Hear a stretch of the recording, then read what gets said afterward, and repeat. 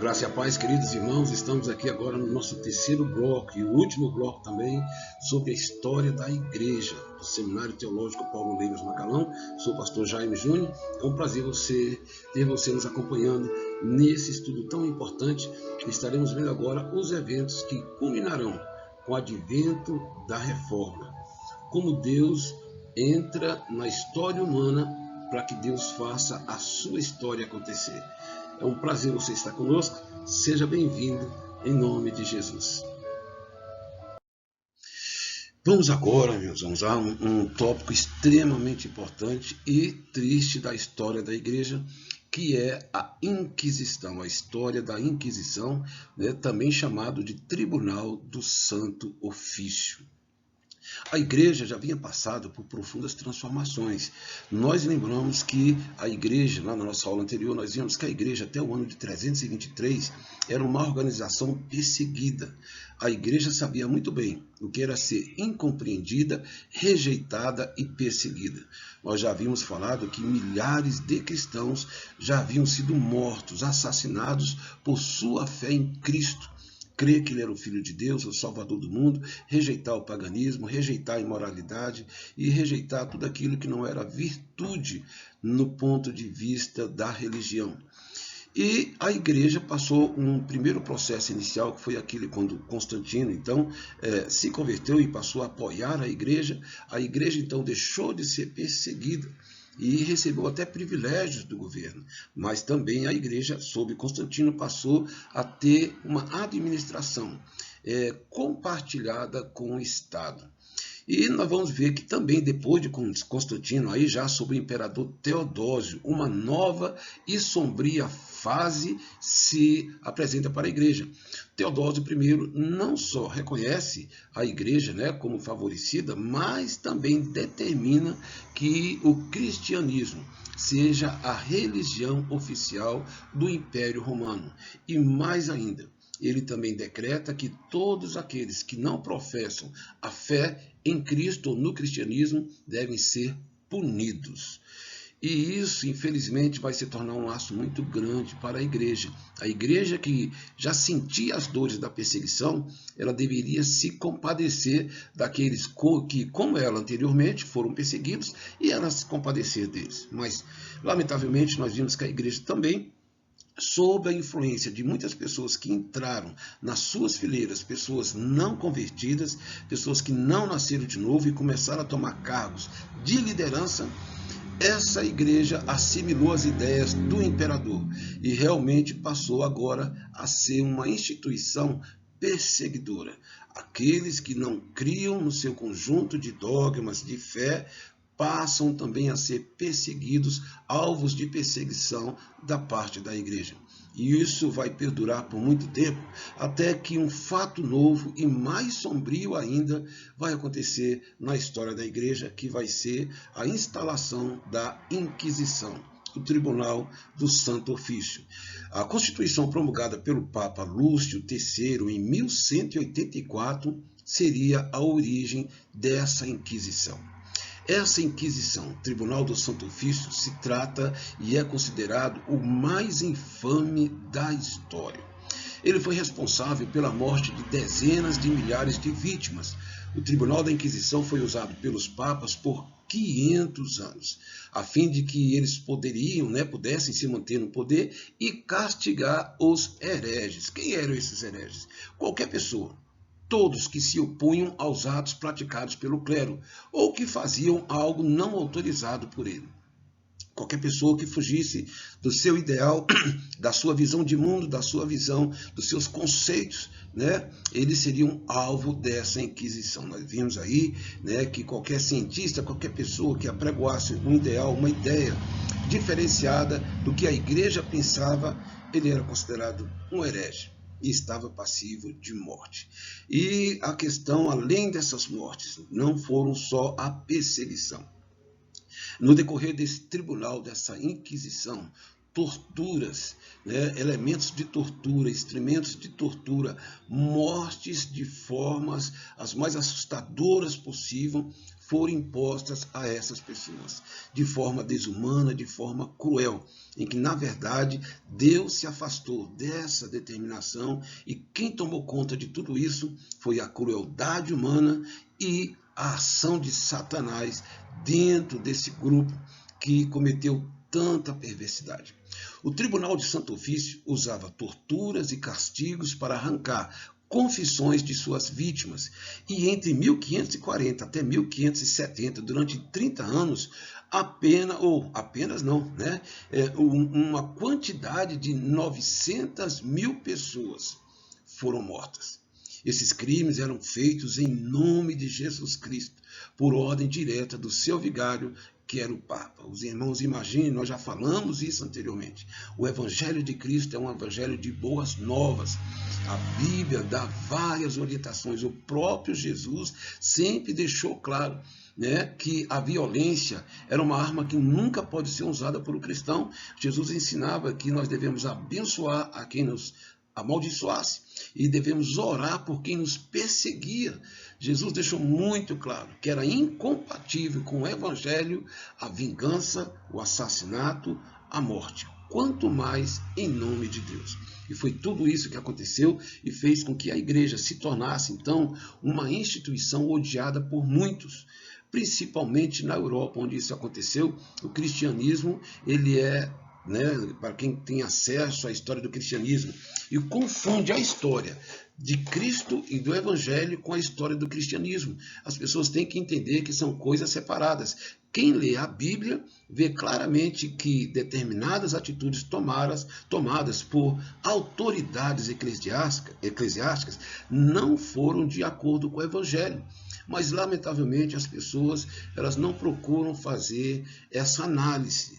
Então, até hoje, o cristianismo é rejeitado, é odiado pelos muçulmanos, porque eles se lembram de quantos islâmicos morreram durante as cruzadas. E o islâmico não consegue fazer a diferenciação entre o Evangelho de Cristo e as atitudes da cristandade, que fizeram em nome de Cristo coisas não autorizadas pelo próprio Jesus. O que é lamentável é que nenhum dos papas que vieram depois da Inquisição se penitenciaram pelos atos praticados. Então, essa é um triste fato do que aconteceu, da história da igreja. Um lado muito negro que aconteceu, muito triste, mas graças a Deus que isso não encerra totalmente a nossa história. Vamos agora ao nosso próximo tópico. Os precursores da reforma. Nós já vimos aí como a igreja já estava vindo num processo de deterioração, de paganização, em que a marca principal vai ser perseguição, crueldade. Já vimos ali a questão da Inquisição. Quantos malefícios a igreja estava promovendo em nome de Cristo dentro da sociedade.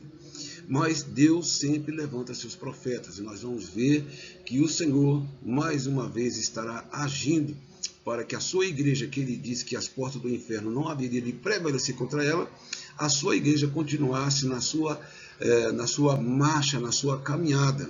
Deus vai levantar homens, então, como John Wycliffe, que vai ser um dos precursores da reforma. Ele vai ser um dos grandes nomes da reforma ou da pré-reforma, A sua pregação consistia em expor o caráter das obras dos frades. Principalmente, ele deu a Bíblia ao povo da Inglaterra, em sua própria língua. Preparou discípulos, que são chamados de lollardos, para levarem avante a sua obra. Em suas pregações eram muito contundentes e declarava que o Papa era o anticristo, justamente em função da Inquisição, de todas as práticas abomináveis, E afirmava que só a Bíblia revela o plano da salvação. Então nós vemos aí que esse homem, que era um homem, também nós vimos erudito, a ponto de traduzir e disponibilizar a Bíblia para o povo, E a sua crença fundamental de que a palavra de Deus era o referencial para o cristianismo, que Jesus Cristo era quem salvava e perdoava o seu povo, e não a Igreja Católica Romana, e não o seu conjunto de dogmas. E é claro que isso vai impactar, vai chegar ao papado, que vai promover então e determinar a sua perseguição e a sua morte. né? A Igreja Católica Romana, contudo, não conseguiu colocar as mãos em John Wycliffe, que, devido à graça que ele tinha junto à comunidade, eles não conseguiram promover a sua morte. Ele morreu tranquilamente no seu leito, mas depois de 40 anos da sua morte, a Igreja Católica, né, o papado, teve acesso ao seu túmulo e mandou queimar o seu túmulo, os seus ossos, e jogar no rio Swift, né? E nós temos até um dito de um determinado escritor que diz: do Swift ao Avon, do Avon ao Sabrina, do Sabrina aos mares estreitos, e este ao grande oceano. O que ele queria dizer é que aquilo que John Wycliffe começou não ficaria restrito naquela região. Um dia o mundo seria impactado por sua doutrina de crer na Bíblia Sagrada como fonte de fé. Outra pessoa vai ser tremendamente impactada pela pregação de John Wycliffe, que vai ser o John Hus, de 1369 a 1415. Ele vai ser seguidor da doutrina de Wycliffe e tornou-se também um pregador eloquente, destemido, que também atacava os vícios e a corrupção do clero, principalmente a venda da indulgência, né? A indulgência é aquele sistema que foi implantado em que, através da sua oferta, uma alma que tivesse no purgatório poderia ser perdoada. E também ele combateu o culto dos santos, a doutrina do purgatório e o uso de língua estrangeira na liturgia, já que toda a liturgia era feita em latim. Exaltava as escrituras acima dos dogmas e as ordenanças da igreja. John Hus, infelizmente, não teve o mesmo fim de John Wycliffe. Ele foi perseguido e a igreja colocou as mãos nele, né, decretando a sua morte. Foi queimado vivo por ordem do Concílio de Constança, onde lhe puseram um capuz com figuras demoníacas e a palavra arque-herege, ao que ele afirmou: usarei a coroa de vergonha por amor de ti, ó Senhor Jesus, que usaste por mim uma coroa de espinhos.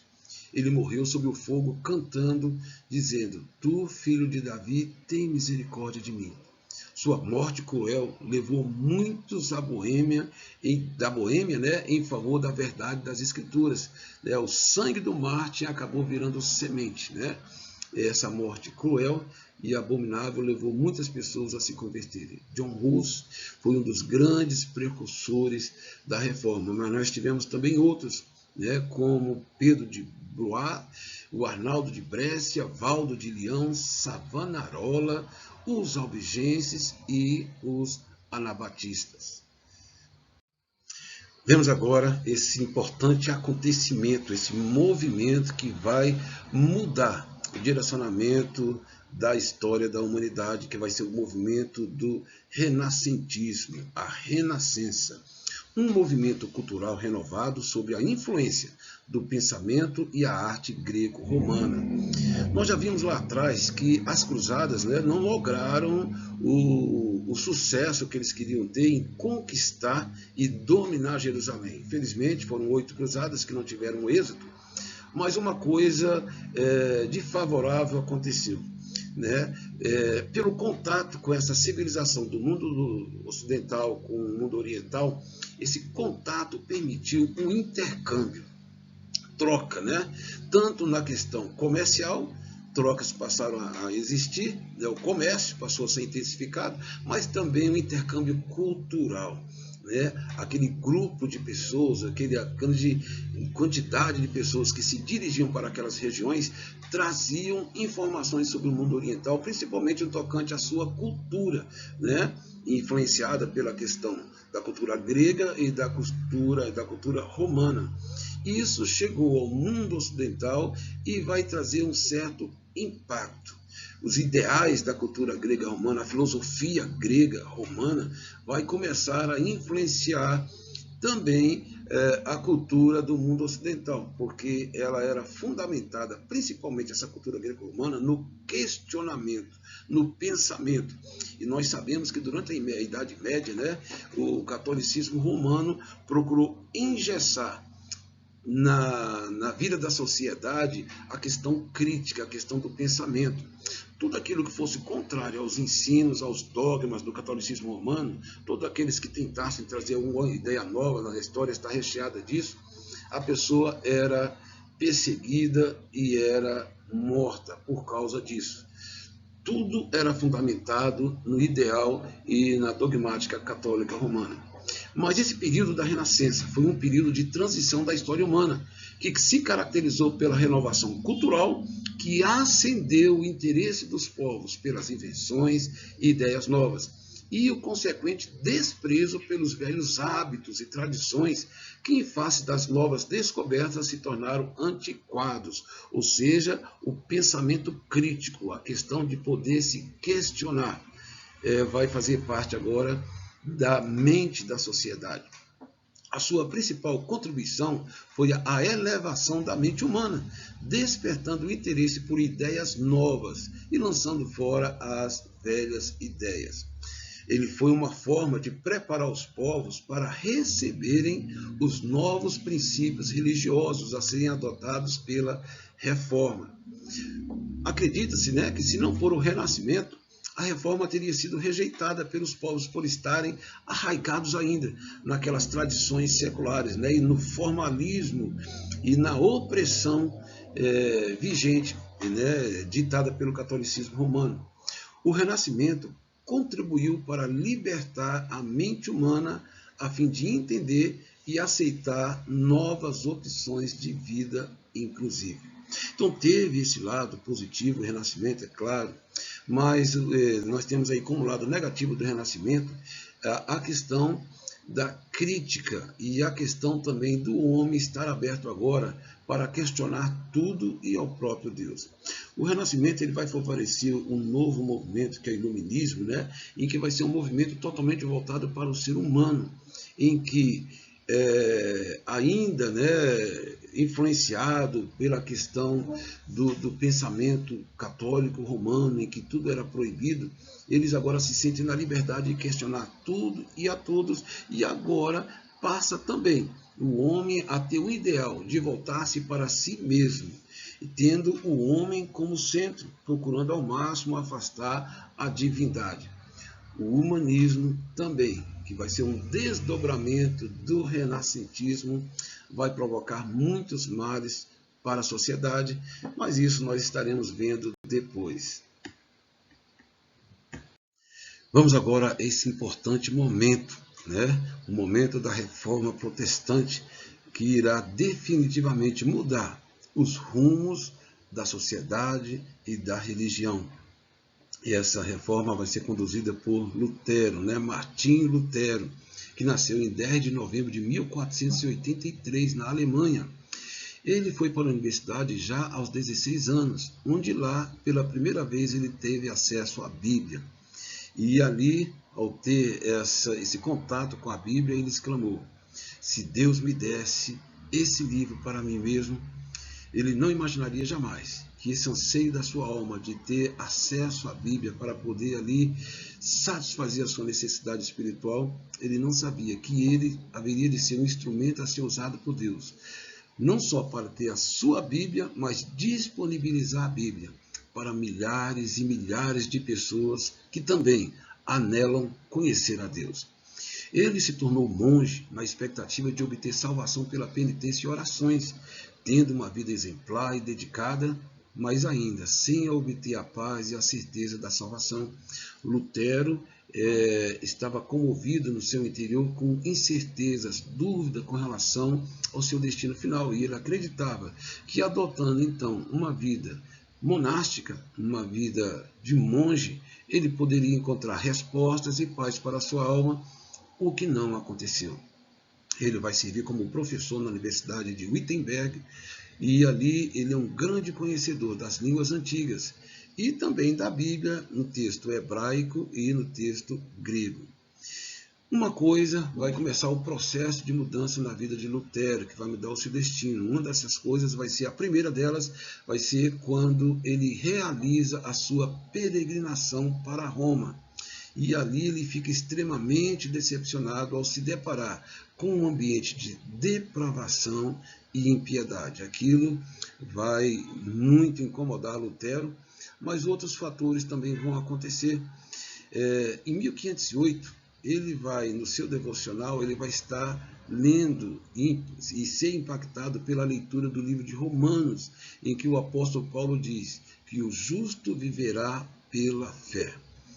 Essa afirmação foi o método pelo qual o Espírito Santo usou para abrir o entendimento de Lutero. Aquela palavra chegou ao seu coração e ele chegou à conclusão que aquilo que ele tanto esperava de ter paz com Deus, perdão dos seus pecados, comunhão com Deus, finalmente estava disponível, e ele não sabia que por a fé e pelo exercício da fé em Cristo Jesus, tudo isso poderia ser alcançado.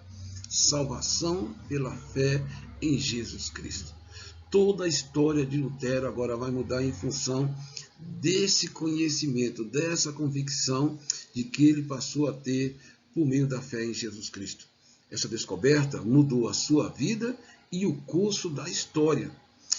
Nós vamos ver que ele já estava abalado pelo que ele viu lá na sede, da cristandade em Roma. Vimos também que um outro fator que vai impactar a sua vida vai ser a sua descoberta que a sua salvação estava baseada pela fé em Cristo. Mas um terceiro fator agora também vai ser usado como instrumento do processo de rompimento de Lutero com o catolicismo romano, que são as vendas das indulgências. As vendas das indulgências nada mais é do que a tentativa de se comprar a salvação e o perdão dos pecados com dinheiro. O Tetzel a Igreja Católica Romana estava ali para construir a Basílica de São Pedro, e se serviu dessa doutrina criada pelo catolicismo romano, da venda de indulgência, em que afirmava que uma alma poderia sair do purgatório dependendo do valor da oferta que fosse dado aqui na terra. Então, para eles, à medida que as moedas desciam ali no ofertório, na verdade a alma estava passando por um processo de purificação e diminuindo o seu tempo de passar no purgatório para então ir para o descanso eterno. Isso trouxe grande indignação de Lutero, que sabia que o perdão dos pecados não era por compras, não era pela indulgência, mas pela fé em Jesus Cristo. E por causa disso, Lutero então vai ser instado, motivado a pregar nas portas da igreja de Wittenberg as suas 95 teses, ou as suas 95 conclusões, em que se afirma, e ali na boa sua parte, ele afirma da necessidade da fé em Jesus Cristo, e boa parte das suas 95 teses é para combater a prática e a doutrina da venda de indulgências. Mas nessas 95 teses também, Lutero vai estar afirmando com relação à pessoa do Papa, de que ele não tem poder da parte de Deus para perdoar pecados de ninguém. O certo é que a sociedade já estava sendo impactada pelo renascentismo. As pessoas já estavam mais abertas a receber novas informações. E com essa fixação das teses de Lutero, foi amplamente divulgada ali naquela cidade, naquela região, e amplamente aceita. As pessoas aceitaram aqueles questionamentos, os ideais de Lutero passaram a ser aceitas e vai atravessar fronteiras. Só que isso vai impactar lá na sede de Roma, em que, ao se deparar com essas informações, com essas teses de Lutero, e vai determinar que ele se retrate das suas ideias. É bom nós sabermos que Lutero em nenhum momento procurou sair da Igreja Católica Romana. O interesse de Lutero era reformar o clero romano, mas ele se deparou com uma igreja arrogante que sequer se deu ao trabalho de convocá-lo para debater as suas ideias. E simplesmente eles rejeitaram todos os ideais, porque aqueles ideais contrariavam os fundamentos ali dos dogmas católicos romanos, e a determinação é que ele se retratasse. Em 1520, ele recebeu um ultimato de Roma para se retratar da sua tese. Caso contrário, seria considerado herege e sofreria a pena devida. E por causa disso, em 10 de dezembro de 1520, ele queimou essa bula papal com essa determinação. E ali vai haver o rompimento do seu vínculo com Roma. Mas a pressão continuou. em 1521, ele foi instado a comparecer na dieta de Worms, e ali recebeu o ultimato, né? Na verdade não é nem intimato, é o ultimato, para se retratar. E ali Lutero afirmou que nada podia se retratar de coisa alguma, a não ser que ele fosse convencido pelas Escrituras ou pela sua consciência. E que diante disso ele afirmou: nada mais posso fazer, assim Deus me ajude. Por causa disso ele foi condenado, né? E ele teria o mesmo destino de John Hus, que com certeza ele ia ser morto, martirizado por causa dessa sua desobediência ao clero romano, mas os príncipes, né? Ele foi protegido por alguns príncipes da Alemanha, que eram simpatizantes da sua ideia, e ali por um ano ele foi protegido, e no decorrer daquele um ano ele exercitou e passou a se dedicar exclusivamente à tradução da Bíblia, já que ele conhecia o grego e o hebraico, para a língua da Alemanha, disponibilizando ao povo o exemplar da Bíblia Sagrada.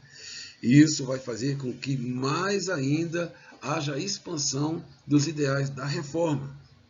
E ele foi protegido, a Igreja Católica não conseguiu matá-lo, por fim ele se casou e foi ali o grande homem que Deus usou para que a palavra de Deus fosse divulgada na sua essência. Mas nós temos aí uma questão que ocorreu em 1529. Nós vemos aqui uma coisa muito importante, é que em 1529 houve a Dieta de Spira, que foi uma decisão de que os católicos podiam pregar a sua religião nos estados luteranos, mas que os luteranos não poderiam pregar nos estados católicos. Contra isso, os príncipes alemães ergueram um formal protesto, né? Ficando assim conhecido por nome de protestantes. É aí então que vai surgir o nome protestantes. Foi essa rejeição dessa determinação de que os católicos poderiam pregar nos estados luteranos, mas os luteranos não poderiam pregar nos estados católicos da Alemanha. É aí então que vai surgir a expressão protestantes, que a partir daí vai acompanhar o conceito de todos aqueles que estão do lado da reforma. E nós vamos ver aqui que, em suma, o que foi a reforma? O que chegou a ficar consolidado? Qual foi o pensamento que a reforma lutou e descobriu que deveria ser o fundamento da fé de todos aqueles que se julgam, que se dizem cristãos? Primeiro, a verdadeira religião é fundada sobre as Escrituras. Todos os demais fundamentos estão alicerçados nesse fundamento. O princípio da sola escritura, ou seja, somente a Bíblia. A religião deve ser racional e inteligente, e ali vai ser abolido qualquer superstição, idolatria ou qualquer tipo de pensamento que não tenha apoio das Escrituras Sagradas. É também criada a ideia, criada não, é voltada às origens, né? A ideia de uma religião pessoal, em que não era necessária a mediação de um sacerdócio católico. A exemplo do que era no Antigo Testamento, o cristianismo não abre espaço para sacerdote. Quando nós lemos lá em Efésios capítulo 4, versículo 11, a lista de ministros ali, nós temos profeta, mestre, doutores, pastores, não há sacerdotes. Crença na religião espiritual, espontânea, livre de uma religião formalista e não interna, né? Ou seja, aquele grande aparato que existia nas missas, naquelas reuniões, se tornam desimportantes. O que importa é o que Jesus falou: os verdadeiros adoradores adoram o Pai em espírito e em verdade. O que vai determinar a qualidade de um culto não é o aparato externo, mas a disposição interna do adorador. Crença em uma igreja nacional distinta de uma igreja mundial, já que o catolicismo romano se diz uma igreja única, verdadeira, e que ela é a única detentora da verdade no mundo. O protestantismo, né, e a reforma vai declarar que a verdade de Deus não está nesse contexto de domínio, Igrejas locais, regionais, são porta-vozes de Deus e do seu Evangelho. E aqui você vai ter uma consolidação dos 5 princípios fundamentais da Reforma Protestante. Nos 5 dedos aí, a primeira princípio, sola Escritura, que quer dizer que somente a Escritura é a regra inerrante da vida da igreja. Solo Christus, somente Cristo pode salvar. A nossa salvação é realizada unicamente pela obra de Cristo na cruz. Sola gratia, ou apenas graça, a salvação é concedida pela graça e não depende da obra humana. É um favor imerecido. Sola fide, ou somente a fé. Somos justificados por intermédio da fé, como diz em Romanos 5:1. Na justificação, a retidão de Cristo é imputada para nós, como o único meio de satisfazer a perfeita justiça de Deus. E soli deu glória, glória somente para Deus. A glória pertence unicamente a Deus. O Senhor não divide a sua glória, não tem vigário nessa terra, não tem nenhuma pessoa na terra, nenhum ser nessa terra que possa advogar para si que ele é um representante máximo que deve ser respeitado. A honra, a glória pertence a Deus. E assim, meus queridos amigos, queridos irmãos, damos fim aqui a esse estudo sobre a brilhante história da igreja. É claro que, devido ao tempo, muitas informações não puderam ser inseridas nesse estudo. Com certeza você vai investigar e vai encontrar muitas informações que acrescentam muito sobre o entendimento sobre o que efetivamente aconteceu com a relação à história da igreja, desde a sua criação até os momentos atuais. Vimos aí quantos percalços, quantas dificuldades, altos e baixos que a igreja passou. Mas a igreja está aqui, não conseguiram destruí-la, né? Tentaram destruir pela perseguição, depois o inimigo tentou destruir pela apostasia.